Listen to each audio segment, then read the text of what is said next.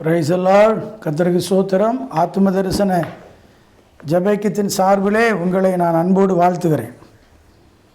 இன்றைக்கு நிறைய நேரங்களில் நம்முடைய வாழ்க்கையில் நம்முடைய சத்தத்தை கேட்பதற்கு ஒருவரும் இல்லை. நான் என்னுடைய கஷ்டத்தை புரிந்து கொண்டு என்னுடைய கூப்பிடுதலுக்கு செவி கொடுக்கறதற்கு ஒருவரும் இல்லை. வீட்டில் சொல்லுவாங்க, நான் என்னதான் சொன்னாலும் அந்த சத்தத்தை யாரும் செவி கொடுத்து கேட்க மாட்டாங்க.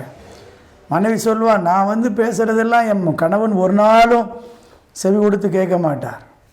அதே கணவன் சொல்லுவார், இந்த வீட்டில் நான் ஒரு தள்ளுபடி ஆகமோ, அதாவது எளியவன் சொல்லு அம்பலத்துக்கு ஏறாது, அவள் இஷ்டத்துக்கு நடப்பா, அவள் இஷ்டத்துக்கு காரியத்தை செய்வாள்.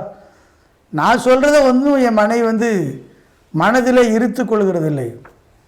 அதே மாதிரி பிள்ளைகள் அப்படியே சொல்லுவாங்க, எங்கள் வார்த்தை யாரும் கேட்க மாட்டாங்க, எங்களை ஒரு பொருட்டாக எண்ண மாட்டார்கள். இப்படியெல்லாம் நிறைய அவருடைய வாழ்க்கையில் வயது முதிர்ந்த பெரிய சொல்லுவாங்க, எங்கள் பிள்ளையெல்லாம் எங்களை ஒரு பொருட்டாக நினைக்கிறதே இல்லை, நாங்கள் இந்த வீட்டில் இருக்கிறோங்கிறதே அவங்க மறந்துட்டாங்க.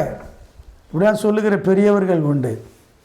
ஆனால் மீகா 7:7 அந்த தீர்க்கதரிசி இப்படி சொல்கிறார், நானோவென்றால் கர்த்தரை நோக்கி கொண்டு என் ரட்சிப்பின் தேவனுக்கு காத்திருப்பேன், என் தேவன் என்னை கேட்டருளுவார். அவர் சொல்கிறார், நான் யாரை நம்பியிருக்கிறேன்னா கர்த்தரை நம்பியிருக்கிறேன், கர்த்தரை நோக்கி கொண்டு இருக்கிறேன்னு அவரை தான் பார்க்குறேன். என் பிரச்சனை, என் பாடு, என் போராட்டம், என் கஷ்டம், என்னுடைய பரிசுத்த வாழ்க்கைக்கு வேண்டிய ஒத்தாசை எல்லாத்துக்குமே நான் மனிதனை சார்ந்து இருக்கலை, நான் தெய்வத்தை சார்ந்து இருக்கிறேன், ஆண்டவரை சார்ந்து இருக்கிறேன். ஆனால் என் தேவன் யாருன்னு, என் ரட்சிப்பின் தேவன். அவர் என்னை ரட்சிக்கிறவர், என்னை பாதுகாக்கிறவர், என்னை பரிசுத்தமாக்குகிறவர், என் தேவையெல்லாம் சந்திக்கிறவர். என் ரட்சிப்பின் தேவனுக்காக நான் காத்திருக்கிறேன், என் தேவன் என்னை கேட்டருளுவார். அப்போ என் வார்த்தை ஒரு நாளும் அந்த வார்த்தை வெறுமையாக போகாது. நான் எதற்காக கூப்பிடுகிறேனோ அதை கர்த்தர் கேட்பார். இத்தாலியை சேர்ந்த கோஸ்டா கன்காரிடா என்னும் ஒரு உல்லாச கப்பல். இந்த உல்லாச கப்பல் ஒரு முறை ஒரு பாறையில் மோதி உடைஞ்சிருச்சு. அந்த கப்பல் 57 வயது நிரம்பின ஜியாம் பெட்ரோனி, அவர் தான் பண பொறுப்பாளராக இல்லை கேஷியராக பணியாற்றினார். அவர் உயிர் மீட்பு படகுல அங்கே இருக்கிறவங்களையெல்லாம் ஏற்றி அனுப்பினார். அனுப்பி நிறைய பேரை அவர் காப்பாற்றினார். யாரும் செத்து போயிடக்கூடாது என்பது கண்ணும் கருத்துமாக அந்த கப்பலில் இருக்கக்கூடிய நபர்களையெல்லாம் காப்பாற்றினார். கப்பல் ஒரு சாய்ந்து கிடக்குது.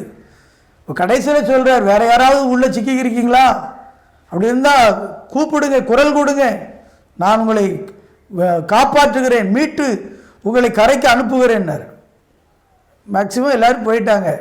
அப்படி சொல்லிகிட்டு இருக்கும்போது அவருடைய கால் சிலிப்பாயிடுச்சு. கால் சிலிப்பாய் பொத்துன்னு விழுந்து அவருடைய கால் எலும்பு முறிஞ்சு போச்சு. கால் எலும்பு முறிஞ்சனால அந்த இடத்தை விட்டு அவரால் அசைய முடியலை. ஸோ அந்த இடத்திலிருந்து 36 மணி நேரம் அவர் நம்பிக்கையோடு காத்திருந்தாராம். நான் இத்தனை பேரை காப்பாற்றி இருக்கிறேன், இத்தனை பேருடைய உயிரை நான் காப்பாற்றி நன்மை செய்து கரையேற்றினதுனால ஆண்டவர் என்ன சாவுக்கு ஒப்பு கொடுக்க மாட்டார், நான் கர்த்தரால் பாதுகாக்கப்படுவேன், என் உயிர் பாதுகாக்கப்படும். அந்த ஜியாம்னு சொல்லப்பட்டவர் ஆண்டவரை நம்பி அத்தனை நாள் பொறுமையோடு காத்திருந்தார். என்ன ஆச்சரியம், 36 மணி நேரத்துக்கு அப்புறம் மீட்பு குழுவினர் அவரை கண்டுபிடிச்சு அவரை தூக்கி கொண்டு போய் அவரை காப்பாற்றினார்களாம். எவ்வளோ அற்புதமான ஒரு வார்த்தை.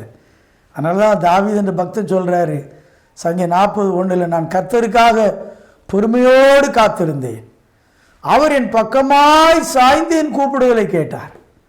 நம்ம கூப்பிடுதலை கேட்கறதுக்கு இயேசு கிறிஸ்து எப்போ ஆயத்தமாக இருக்கிறாரு. மனுஷர்கள் வேணால் காதை பொத்திக்கிடலாம், மனிதர்கள் நம்முடைய கூக்குரலுக்கு நம்முடைய சத்தத்துக்கு செவி கொடுக்காமல் போகலாம். ஆனால் நமக்காக இந்த உலகத்தில் மனிதனாய் வந்தவர், நமக்காக சிலுவையில் அடிக்கப்பட்டு ரத்தம் சிந்தின மகா பரிசுத்தராகிய இயேசு கிறிஸ்து, அவர் நம்முடைய கூப்பிடுதலை கேட்டு நமக்கு கிருபை செய்வார், அனுக்கிரகம் செய்வார். ஜெபம் பண்ணுவோமா? நல்ல பிதாவே, என்னை நோக்கி கூப்பிடு, அப்பொழுது அறியாததும் உனக்கு எட்டாவதுமான பெரிய காரியங்களை செய்வேன்னு சொல்லியிருக்கிறேன். ஆண்டவரே, எங்கள் வாழ்க்கையில் மனிதர்கள் எங்கள் கூப்பிடுதலுக்கு எங்கள் வார்த்தைக்கு செவி கொடுக்காமல் போனாலும் வானத்தையும் பூமி உண்டாக்கின கர்த்தர் எங்கள் வார்த்தைக்கு செவி கொடுக்கிறீர், ஸ்தோத்திரம். விண்ணப்பத்தை கேட்கிறீர், ஸ்தோத்திரம். பெரிய காரியம் செய்யும். இயேசுவின் நாமத்தில் வேண்டுகிறோம் நல்ல பிதாவே. ஆமென், ஆமென்.